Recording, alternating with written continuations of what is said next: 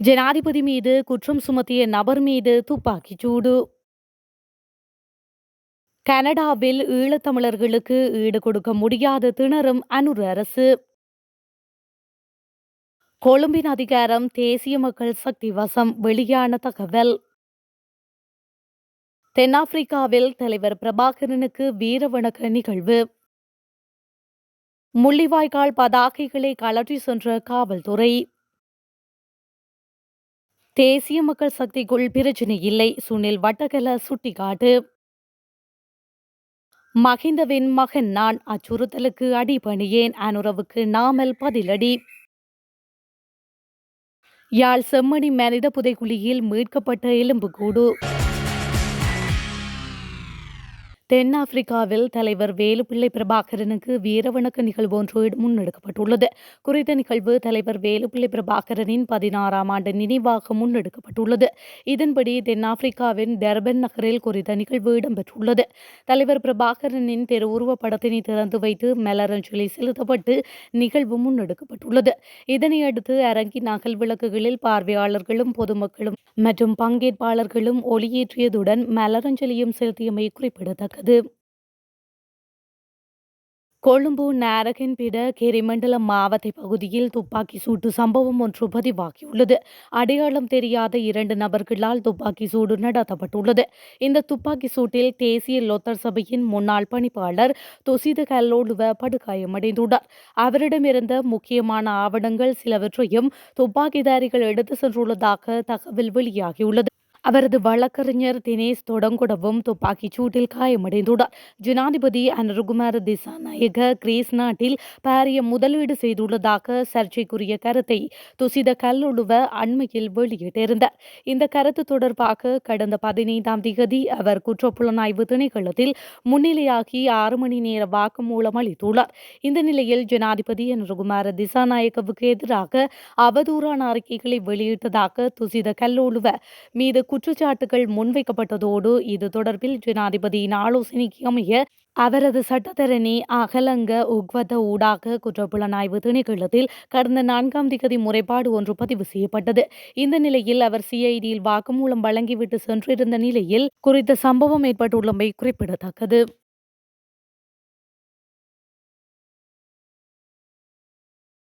சம்பூர் கடற்கரை சேனை பகுதியில் இடம்பெற்ற முள்ளிவாய்க்கால் நினைவேந்தல் நிகழ்வில் காட்சிப்படுத்தப்பட்டிருந்த பதாகைகளை காவல்துறையினர் கலற்றி சென்றுள்ளனர். குறித்த பகுதியில் இலங்கை தமிழரசு கட்சியின் மோதூர் கிளை ஏற்பாட்டில் நேற்று மாலை முள்ளிவாய்க்கால் கஞ்சி பரிமாறப்பட்டுள்ளது. அதோடு முள்ளிவாய்க்கால் சம்பவத்தில் உயிரிழந்தவர்களுக்கு தீபமேற்றி மலர் தூவி நினைவேந்தல் நிகழ்வும் இடம்பெற்றது.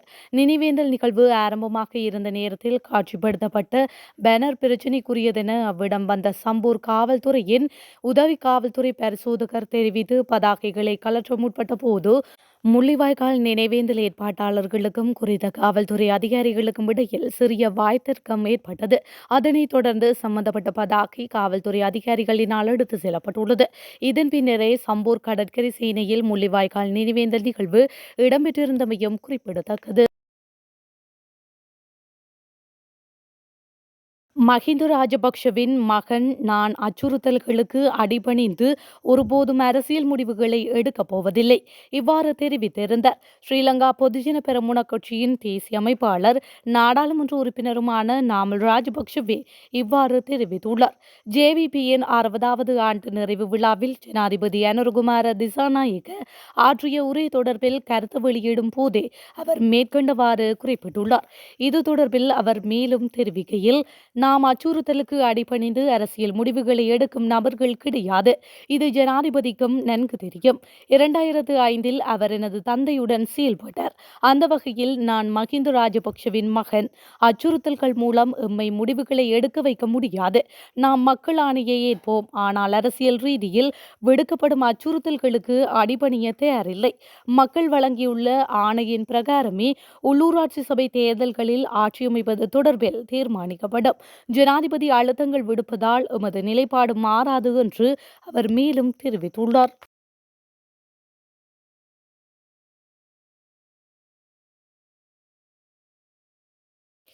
கொழும்பு மாநகர சபையின் அதிகாரம் தேசிய மக்கள் சக்தி கையில் செல்வது உறுதியாகிவிட்டதாக ஆளுங்கட்சிக்கு நெருக்கமான வட்டாரங்கள் தெரிவித்துள்ளன. தற்போதைக்கு மாநகர சபைக்கு தெரிவான 63 உறுப்பினர்கள் தேசிய மக்கள் சக்திக்கு ஆதரவளிக்க தயாராக இருப்பதாக தெரியவந்துள்ளது. அதன் பிரகாரம் எதிர்வரும் 2ஆம் திகதி பெரும்பாலும் தேசிய மக்கள் சக்தியின் விராய்கெலி பல்தசார் கொழும்பு மாநகர சபை மேயராக பதவியேற்க உள்ளதாக தகவல்கள் வெளியாகியுள்ளன. எதிர்க்கட்சிகள் ஒன்றிணைந்து கொழும்பு மாநகர சபையின் அதிகாரத்தை கைப்பற்றும் முயற்சிகளை மேற்கொண்டது. எனினும் எதிர்க்கட்சித் தலைவர் சஜித் பிரேமதாசவின் பிடிவாதம் காரணமாக குறித்த முயற்சியில் தடங்கள் ஏற்பட்டுள்ளமையும் குறிப்பிடத்தக்கது.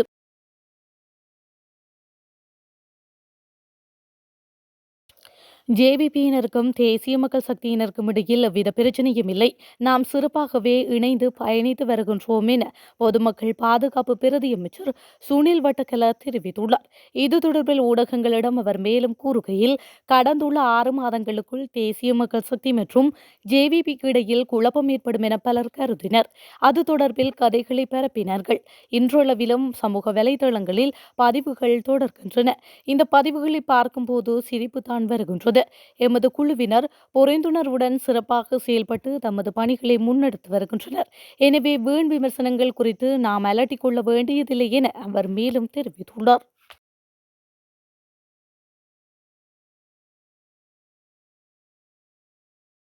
யாழ்ப்பாணம் செம்மணி சிந்துபாத்தி மயானத்தில் மேற்கொள்ளப்படும் அகழ்வு பணிகளின் 2ஆம் நாளான நேற்றைய தினம் 3 அடி ஆழத்தில் முழுமையான எண்பு தொகுதி ஒன்றும் மண்டையோடு ஒன்றும் மீட்கப்பட்டுள்ளது. அந்த மனித சிதிலங்கள் 1995, 1996ஆம் ஆண்டுகளில் செம்மணியில் படுகொலை செய்யப்பட்ட தமிழர்களுடையதாக இருக்கலாம் என்ற சந்தேகத்தின் அடிப்படையில் மனித சிதிலங்கள் மீட்கப்பட்ட பகுதியை ஸ்கேன் ஆய்வுக்கு உட்படுத்தவும் தொடர்ந்தும் அகழ்வு பணிகளை முன்னெடுக்கவும் தீர்மானிக்கப்பட்டது. அதன் அடிப்படையில் நேற்று முன்தினம் அகழ்வு பணிகள் ஆரம்பமான நிலையில் நேற்றைய 2ஆம் நாள் அகழ்வின் போதே இந்த மனித சிதிலங்கள் மீட்கப்பட்டுள்ளன. முழுமையான எண்பு தொகுதி மண்டையோடு என்பவற்றுக்கு மேலதிகமாக கையொன்றும் மீட்கப்பட்டுள்ளது. இவை அனைத்தையும் அகழ்வு செய்யப்படும் பகுதியின் வெவ்வேறு இடங்களிலிருந்து மீட்கப்பட்டதால் அந்த இடம் மனித புதைக்குழியாக இருக்கலாம் என்ற அச்சம் வெளியிடப்பட்டுள்ளது. துறைசார் நிபுணரும் பேராசிரியருமான சோமதேவாவின் தலைமையில் 3ஆம் நாள் அகழ்வு பணிகள் நேற்றைய தினம் முன்னெடுக்கப்பட்டுள்ளமையும் குறிப்பிடத்தக்கது.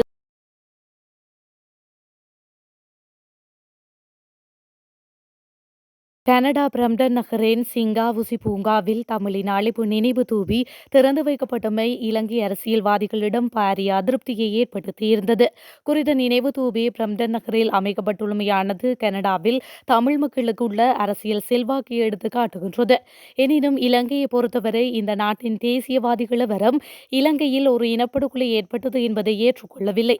இதன் காரணமாகவே தமிழின அழிப்பு நினைவு தூபி கனடாவில் நிறுவப்பட்டுள்ளமை இலங்கை தேசியவாதிகளுக்கு ஒரு கசப்புணர்வை ஏற்படுத்தியிருக்கும்.